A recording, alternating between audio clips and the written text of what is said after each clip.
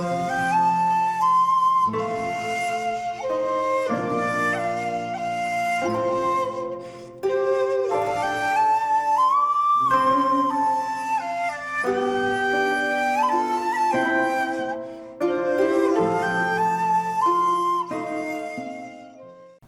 there, this is Solitary Ronin from Solitary Ronin Films, and welcome to part 22 of my Joseph Losey season.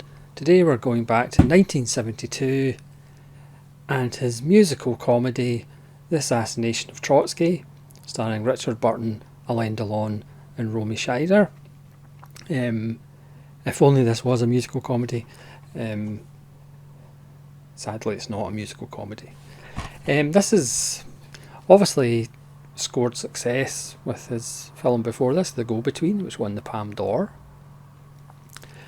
2 or 3 films later, he would have what I think is his greatest film and my favourite film, Mr. Klein, also starring Alain Delon.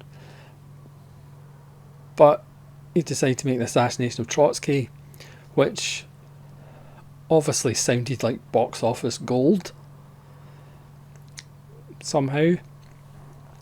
In typical Losey fashion, he fired the first writer of the project, which was a much more political and kind of satirical script. It was going to use flashbacks to newsreel footage on Trotsky and Stalin and all that good stuff. And he was going to have cut-ins to real footage as well, but he changed his mind on that. Whether there's some rumour in the Faber and Faber book on Losey, which I would recommend. You can read the chapter on the Assassination of Trotsky, which will probably do a better job of explaining the background of the film than I will. Whether he then wanted to not make it satirical, make it as factual as possible, so what you're left with is a fairly dry and sterile piece of work. Richard Burton plays Trotsky. Dirk Bogarde, who had obviously worked with Losey several times, turned it down. Marlon Brando turned it down. He tried Burton, who was too busy, so then he tried Topple of Flash Gordon and Fiddler on the Roof fame, of course, and then he eventually went back to Burton. Alain Delon plays his assassin. Now obviously it's based on fact, so we know what's going to happen, so it's just the build-up. Trotsky did die in a fairly bizarre fashion, which I won't spoil for people who don't know how he died. He obviously bounced around, founder of the Red Army, was friends with people in authority, and then was exiled several times. The film does a nice job at the start, just going through the factual facts of Trotsky with real pictures of Trotsky, outlining his exiles, and ended up in Mexico in 1940, and that's where he was killed. So he's in this compound with rabbits, and pet rabbits, and I think for food as well. Not in a compound with rabbits, it's not in a hutch, with his wife, obviously still making speeches into recording devices. We see the attack on his compound with machine guns that he survives, and some people think it was some kind of publicity stunt to give him some sympathy, and then he eventually lets Alain Delon's character, who's got about under 3 different pseudonyms, into the house via Romy Schneider's character, who's a one-time translator and supporter of Trotsky, who's having relations with Delon. It's a strange performance from Delon.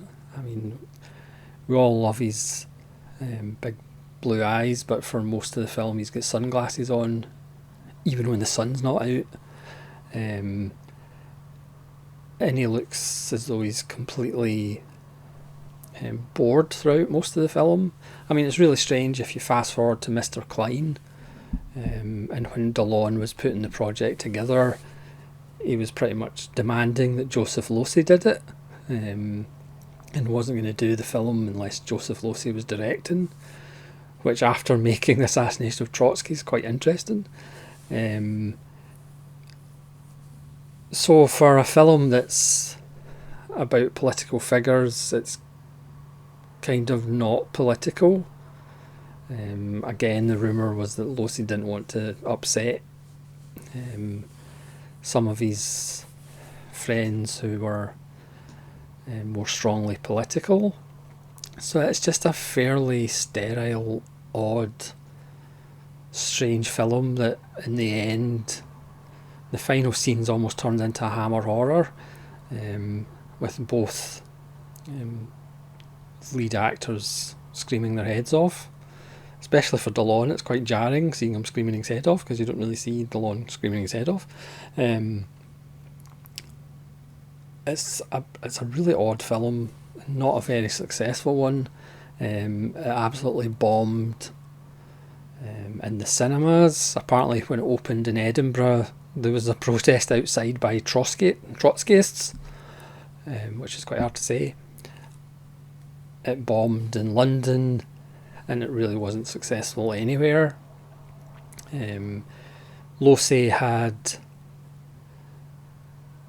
talked to the painter Sequerios, who led an assassination attempt on Trotsky in the past. He uses some of it because he was a painter, and Losey used some of his paintings. Again, there's shots of paintings in his film, as there is in most of his films. Richard MacDonald did the production design, as he did for several Losey films.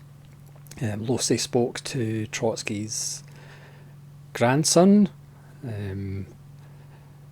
who, after the film, was fairly disgusted by the way Losey had made the film. So it's you could almost say that Losey, even though he craved success and adoration, and he wanted, to be this art house director, you could make the argument that he did sabotage himself quite a lot. Needless to say, he didn't get on with the producer, which again is a staple of Losey if you've been watching this series. So he didn't go on with the first writer who he fired. Once the film bombed, it says in the book that he pretty much threw the second writer under the bus, saying that he didn't really understand Trotsky or didn't know anything about him, but then you're asking the guy to write the script. So it's, as I say, it's a bit of a strange film. It's a French, Italian, UK co-production. Dino De Laurentiis had money in it. Burton is absolutely fine, but Delon is kind of sleepwalking through it for most of the film until the last kind of 10 minutes. Again, he's portrayed as this businessman who isn't interested in politics, but he's obviously going to kill Trotsky. It's kind of... it's almost a film like he doesn't want to upset anybody, even though he managed to upset everybody. So it's a strange film, and it's certainly one of the Losey films that I can't really recommend. I would actually recommend Boom! ! That bizarre film with Richard Burton and Elizabeth Taylor, more than I would actually recommend The Assassination of Trotsky. Obviously, if you're a Burton fan or a Losey fan, or a Delon fan, you may watch it as a curiosity, but I can't imagine you'd go back to it very often. this DVD, it's not a bad print, but it's in that weird in between widescreen and 4:3, which perhaps doesn't do the film any justice either. Again, it has some nice shots, but again, it's a film that you wonder why Losey got involved.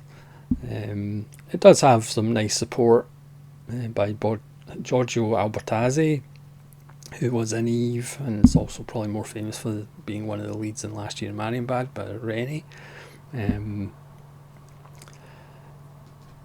But you're probably going to watch it for Delon and Burton, and also the two of them having scenes together. It's quite exciting, and those two scenes are pretty intense because, again, you know what's coming. But all in all, one of Losey's stranger films. And again, the whole point of this series is to kind of figure out what is Losey. How should we talk about Losey? Is he a filmmaker that just got lucky a few times by working with Harold Pinter, or striking lightning in a bottle with Mr. Klein? Was he a guy that kind of had high aspirations of being like an art house director, but was never able to actually pull that off? Or was he a guy that just had this scattershot career where he made films as replacements for directors that get fired, or he made films just because he had to feed his family? Hopefully I might come to a conclusion at the end of this series. I think I've just got 6 films left. But that's the Assassination of Trotsky. A fairly odd, fairly lackluster film, if I have to be honest. And probably one out of the handful of Losey films so far that I wouldn't necessarily urge people to go and pick up. But again, it's weird after the success of The Go-Between. It's just an odd project to pick, but maybe that's just me. So please let me know if you've seen The Assassination of Trotsky and what you think of it and where you would rank it in the Losey filmography that you've seen. And hopefully you'll join me again for part 23 of Joseph Losey. We go from Trotsky to Ibsen for the next video. So thanks so much for watching. This is Solitary Ronin from Solitary Ronin Films, saying farewell.